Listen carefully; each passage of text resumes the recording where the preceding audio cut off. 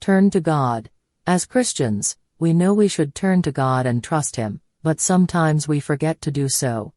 If we examine this a little deeper, we'll recognize that forgetfulness isn't our issue, the issue is pride. Last year, our pride, disappointment, and lack of faith eroded our trust and dependence on God. As a result, we forgot to invite God into the process of mending our broken friendship. For months, we revisited the same issues, had hard conversations, and tried to resolve our conflicts on our own, but saw no progress.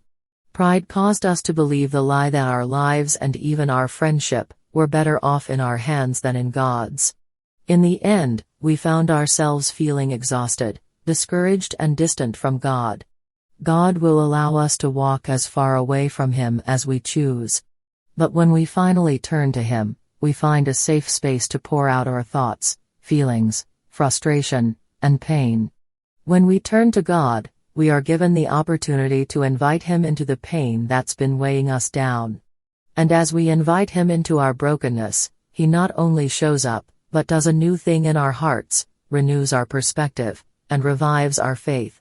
Looking back, we realize that God had been knocking on the door of our hearts for a long time, waiting to be invited in to heal what only He could heal. Once we turned to Him, He took the broken pieces of our friendship and created a work of art, making it better than before. We believe He desires to transform every area of our lives and yours too, but this can only happen if we are willing to turn to Him and invite Him in. Reflection: which doors of your heart have you kept closed off to God? What's one action you can take today to turn to Him and invite Him in?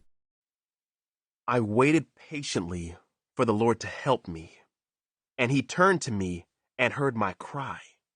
He lifted me out of the pit of despair, out of the mud and the mire. He set my feet on solid ground and steadied me as I walked along. Look, I stand at the door and knock. If you hear my voice and open the door, I will come in and we will share a meal together as friends.